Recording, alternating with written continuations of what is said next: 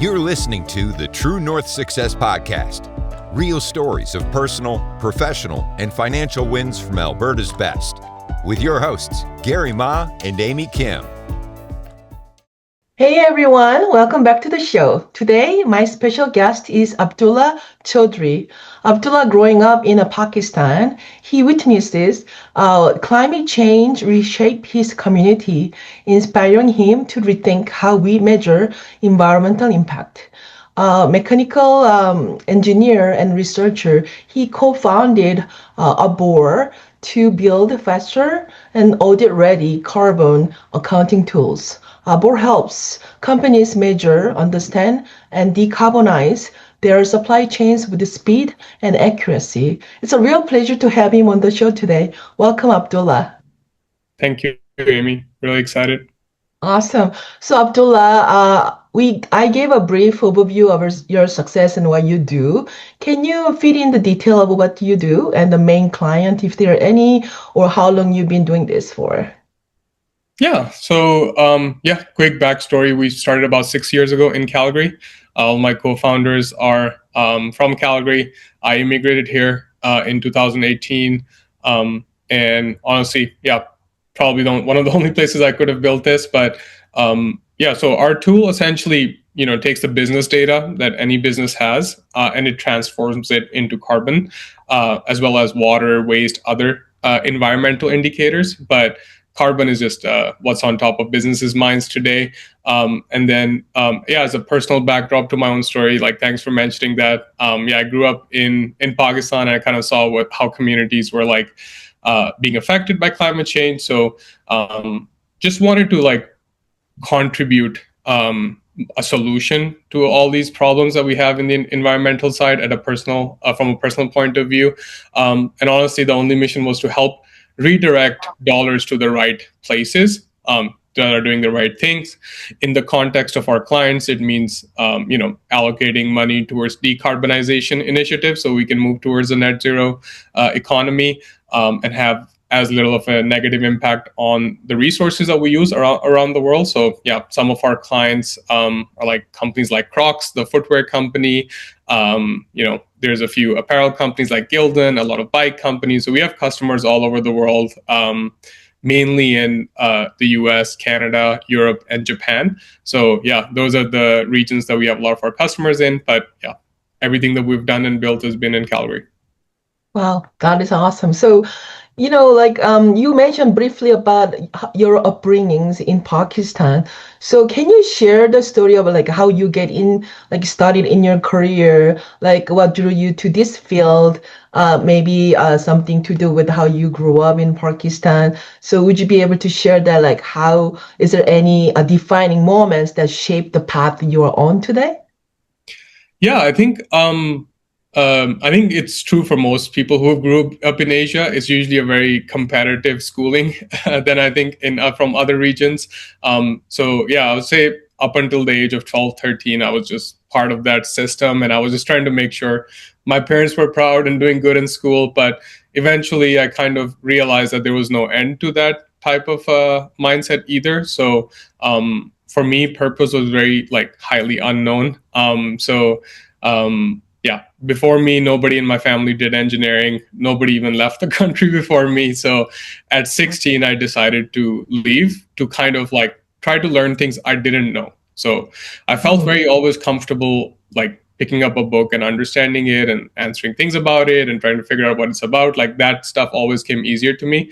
But what didn't come easier to me was what do I do with that type of an ability? So I decided to move to UK and start my engineering just so I can learn something practical and I could apply my thinking towards. So I knew that I wanted to build things and I knew I wanted to apply them as well. So that was very important to me. So engineering was a very generic thing that I thought I should just learn as a good skill set for me to learn how to build hard things, what it takes.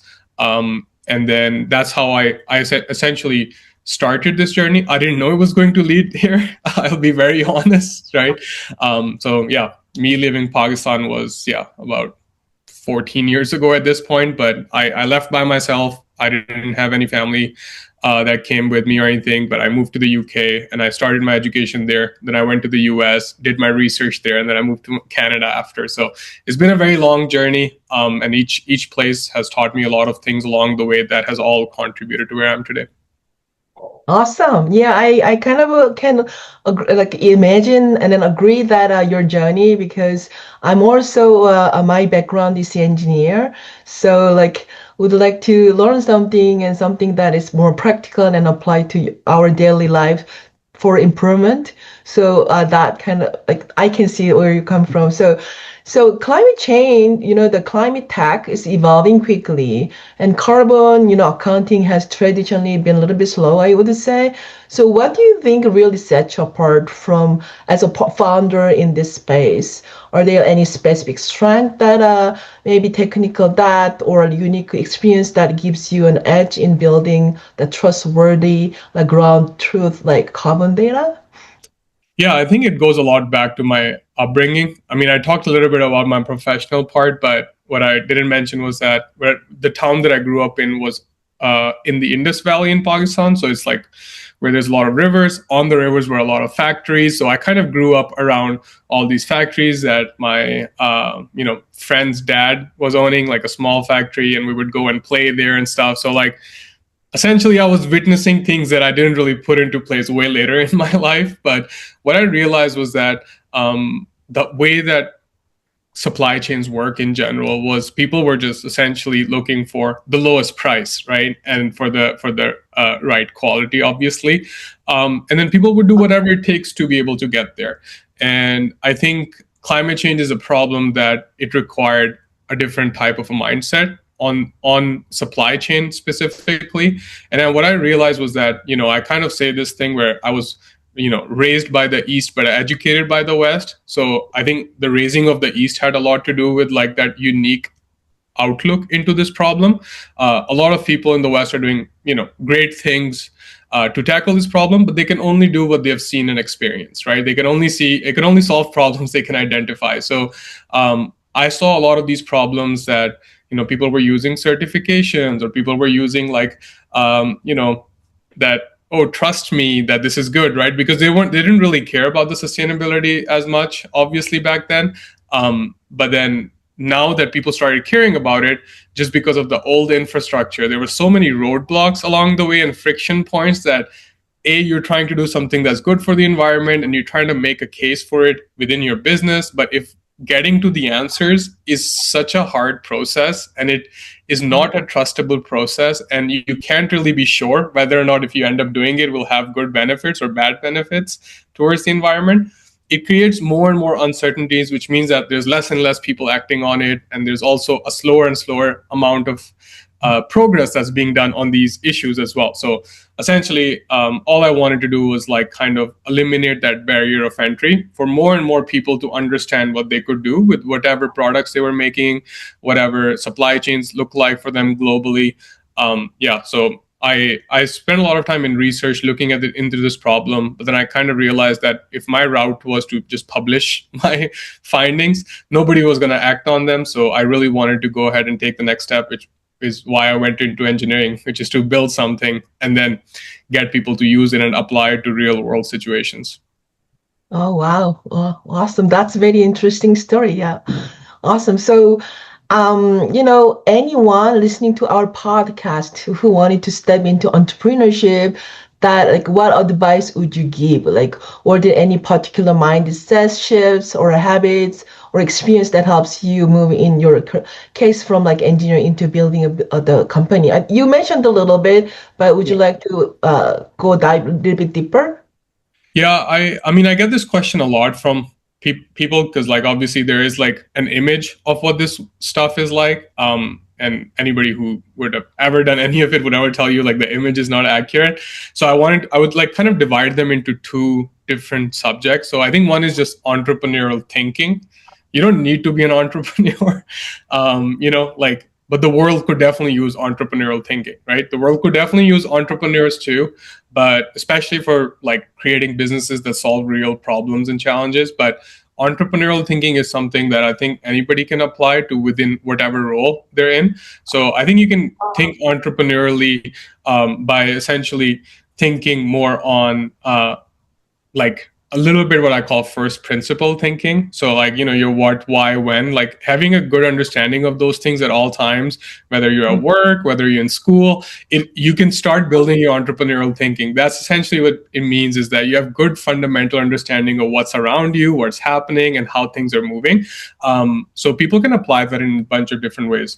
But now the second thing, which is, are you really wanting to be an entrepreneur and you want to go on that journey? I think the number one disclaimer is that it is a lifestyle choice.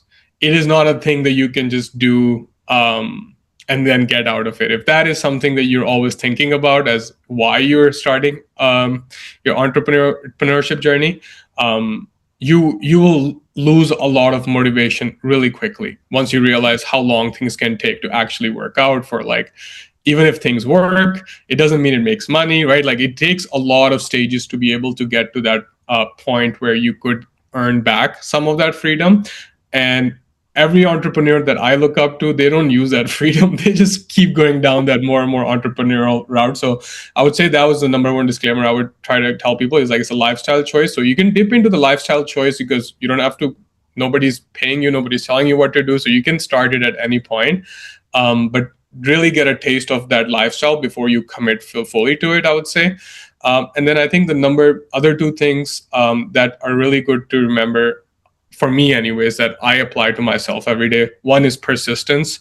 So like, people might not be nice to you, people might not be, but you can't let these things stop you or slow you down. So just be persistent as an entrepreneur and not make it about yourself.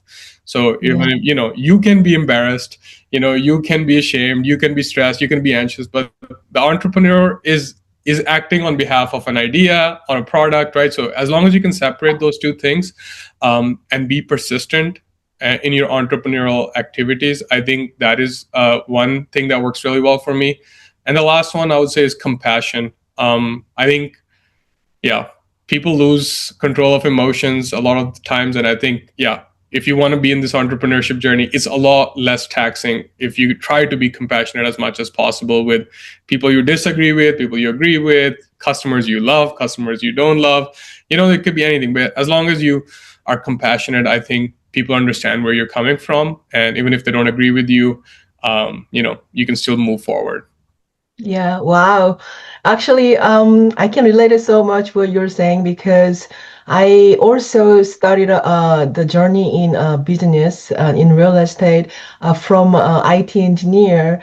Now I'm thinking about it. I thought it was starting the business, but also it was the journey of personal growth.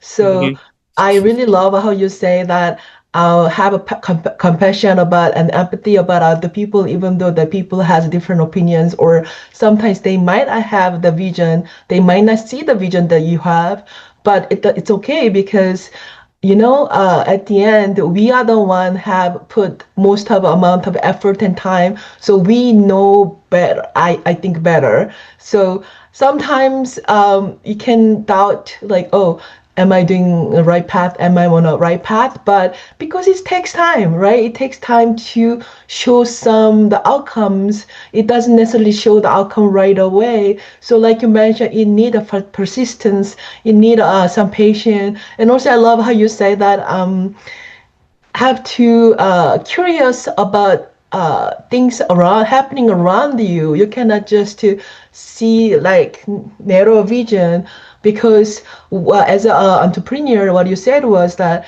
like have to see what's really happening around you and trying to solve the problems for other people. If we have a tunnel vision, it's often that it's hard to see what other people having problems, how they solve the problems, right? So yeah, I love your story. So it sounds like things are going really well for you and your business. So yeah, so congratulations. So many busy, the business owners are earning strong incomes right now, but it often requires a significant investment of time and energy. So Right now, especially looking ahead, a common goal is to maintain the same level of income or lifestyle while working less, especially with the inflation at all-time high.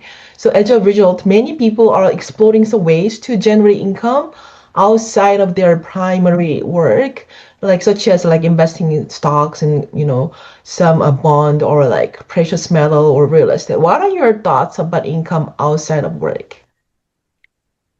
Yeah, I think it's a great question. I have a very, I would say, different outlook on it than most people. And this is not financial advice, like as my lawyers would remind me to say that before I answer this. So I think for me, like I'm a very much like a high risk, high reward entrepreneur.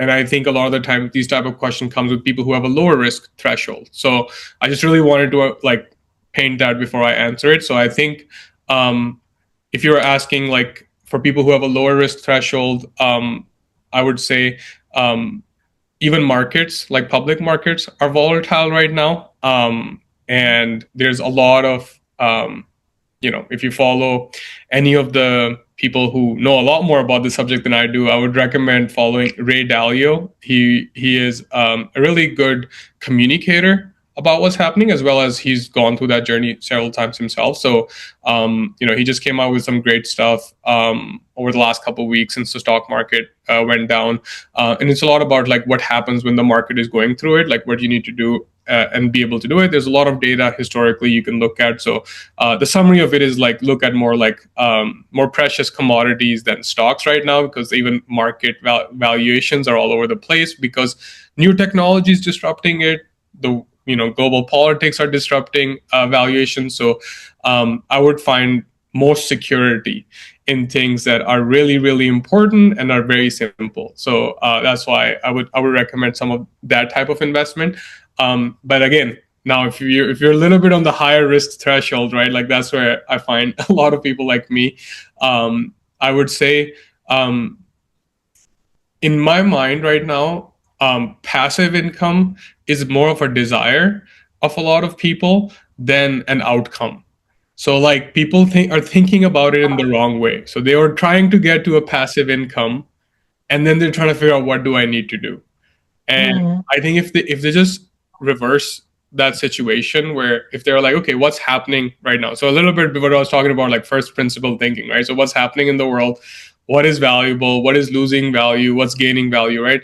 A lot of these things, like, again, I am a technology person, so it might just be very limiting to some people, but I don't think it is anymore. So I think like currently everything around us is going through an AI renaissance, right? And the best, imagine if you were like a painter in like when Da Vinci was around and there was all these like art pieces coming, like there was a period and boom of things that were happening right around you that you could participate in. So I would say for people who have higher risk threshold, instead of going traditional, really learn how to use AI in ways that they can think themselves.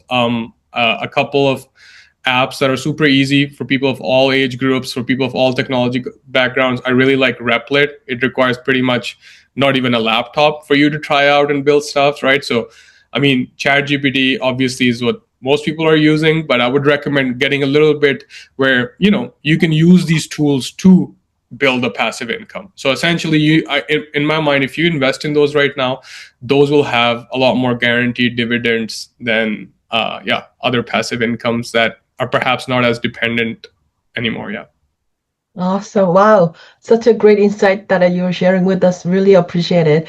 I have been watching Ray Dalio about like how the cycle works for each empire and where we are at and where you're heading. And there's some asset class that can be a little bit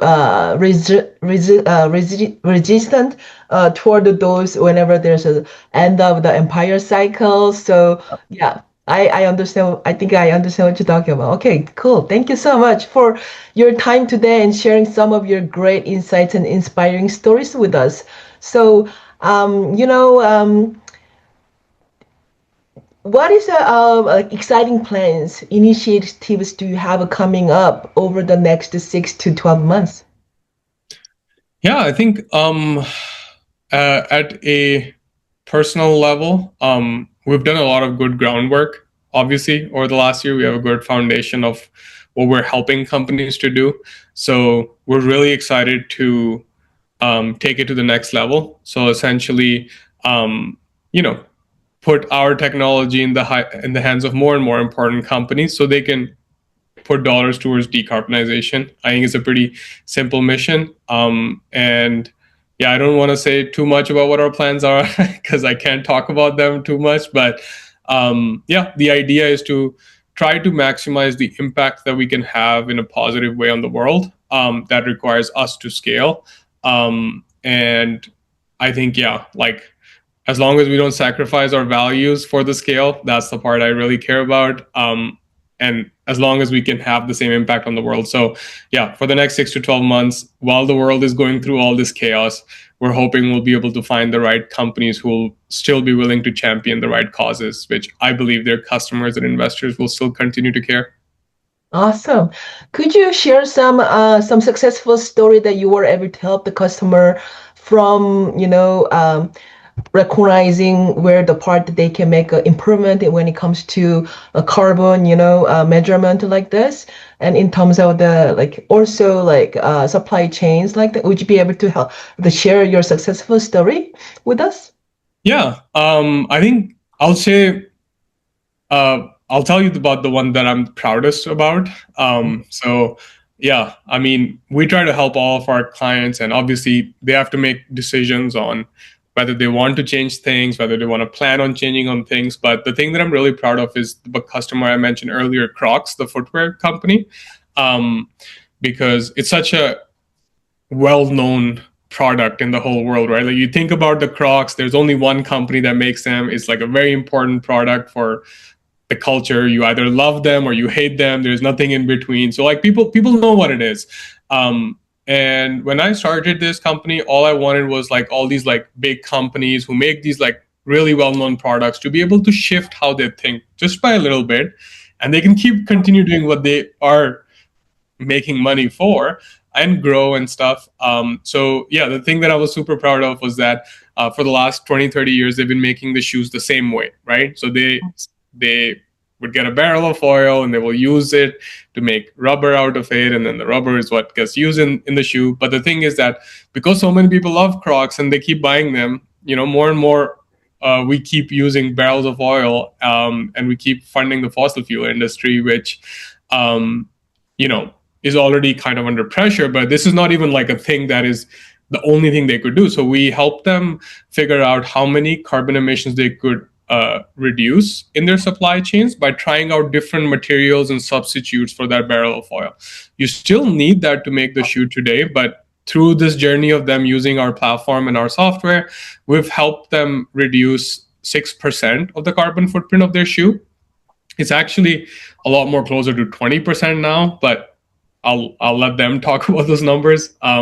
But there's a case study on Arbor's website that you can go and actually read about how they were able to use our technology, and they started using used cooking oil to substitute a lot of that barrel of oil. So they essentially started redirecting their dollars to, instead of creating demand for fossil fuels, creating demand of waste material that we didn't really know what to do within the world with. So now if we can keep making Crocs with those, I'm sure we can find other purposes for that type of material. As well as all the other things that we just don't think about we can use to help with solutions. So yeah, helping them reduce the footprint of their shoe by 6%, it actually reduced their overall company footprint by 3%. So like it was like a huge savings of emissions while the company was growing, and now they know how to keep reducing emissions while still growing as a business. And that's the kind of a story I hope more and more companies will start following. Wow. Yeah, I love that your story. That's amazing. So, would you like to share some biggest challenges? Like we celebrate some wins too. So, would you be able to share some challenges that you were able to you faced, and then what you had to do about that? Yeah. I was gonna say everything I've said. I didn't know these things when I started, right? So, and then so many things I don't know. I still don't know much, I would say. So all of the things that I've said, they are direct answers and learnings from those challenges, right? So like a lot that I've experienced. So like I think like being persistent, for example, like it's such a weird thing, but like it's you are your only believer. You don't need anybody else to believe in you if you really think, right? And I'm not saying that as like a faith-based thing. Like you could look at data, you could look at analysis, but as long as you're being logical and you're being true to the good principles that you've set on this path, you can take on a lot of those challenges that'll come along the way. Because the first one is like, how are you going to get somebody to believe in you? Doesn't matter if it's a customer or a future employee or a co-founder, whatever that is. And I think the other part of the challenge is like the rewards. Like you need to really understand how much do you want it to be just for yourself. And that's totally fine. Like if, be as selfish as you can be, but define that as early as possible. I've seen people get really confused in this journey because, once either you hit success or you don't hit success, you have to make certain decisions. And at that point, if you don't know what your values and foundations are, they can present a lot of challenges. So, I would say you're going to face a lot of challenges along the way. So like what helped me early in the journey was to create my own ethos and my own values that I subscribe to. And it really helped me along the way, because one thing was rejection, right? Like I come from a third world country. And, I'm a Muslim and I've been traveling through all these countries. I lived in Kansas, right, during the first time Trump got elected. So I could have used any one of those experiences my whole life to say, I'm going to use them to define me. But I just use them as learning opportunities. And I kind of like went through it, and you'll always find the right people. If you persevere, you will find the right people. Good people and bad people are everywhere. So I would say don't let the challenges limit you. Use them as every time you go through a challenge, add a badge and add the learning to overall the body of work that you're putting towards. Yeah. I love your story. So, the faith in ourselves, and don't give a F about how other people think about you. Sometimes you have to do that, right? As an entrepreneur. In a compassionate way, In a good way, compassionate way, yeah, for sure. And I love that. Thank you so much. So if anyone wanted to, get a hold of you, how they can connect to you?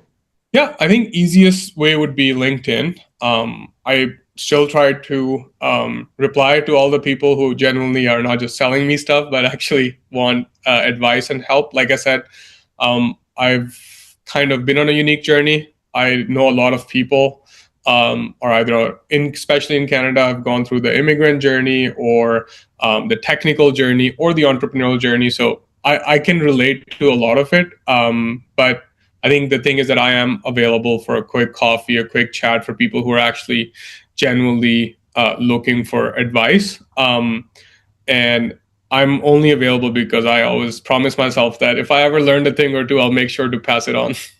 Yeah. Wow. Amazing. It wasn't on the list of the questions, but I kind of wonder because I'm in a construction industry, building, offering more rental housings. So do you have any thoughts on like how can we reduce more, carbon emission when it comes to construction? Do you have any opinion on this? Yeah, I would say the one that will excite you the most will be the one that will also help your business, right? So I always like just talking because it's a business, right? At the end of the day, and we shouldn't shy away from like the things that really matter, because you wouldn't want to increase the cost of your construction or lower your margin by too much. I mean, there would be a limit, but if you can figure out how to continue to reduce emission and keep increasing the value that you generate from your business, that's the thing that you can keep doing on and going better. So I would say there's a couple things. I would divide them in two things. One is when you're building it versus when it's being used or it's under operational use. So I would say for the construction of it, like you're probably going to use a lot of concrete and cement. And there are some amazing concrete companies in Alberta. I can refer you to a couple that actually use carbon capture to create low carbon cement instead of the ones that you can buy off the market. Now, It might be a little bit more expensive, but that's where was going to add like where it makes sense for your business too, is you can go ask your bank if you're using any commercial real estate financing at any point to inquire whether or not this will be eligible for a sustainability linked loan or some sort of interest rate that could be lowered in benefits to you wanting to reduce your emissions. So you can get some benefits on, your banking side of things, as well as the other side of it, which is the operational use. That side of things is a little bit more like, if you want to put some sort of renewable energy source in there, so it's not on the grid, or you want to put a different like heating or cooling system in there that uses less energy. I would say those are like two options that have a lot of substitutes available. I'm sure you're familiar with them already, but I would try to package that as a product to your customers, because if you're doing anything for businesses would pay more for square footage that is lower footprint than they would, because that's how we help them measure their footprint. So you can imagine if they're committed to reducing their emissions, they will be looking for real estate that has a lower footprint per square footage. So you can communicate that now once you have these decisions, and you can increase the price of that square footage with that metric. And then obviously if it's for residential, I think it'll attract the right type of people, especially younger people if they're looking to rent. I'm sure this is something that a lot of people who have to deal with this in the future are caring about. Awesome. So thank you so much again. Truly appreciate your time and the perspective you brought to the conversation. So thank you, Abdullah. Have a great day. Thank you, Em. Thank you. Want to share your success story? Apply to be a guest at truenorthsuccessshow.com/guest. We'd love to hear from you.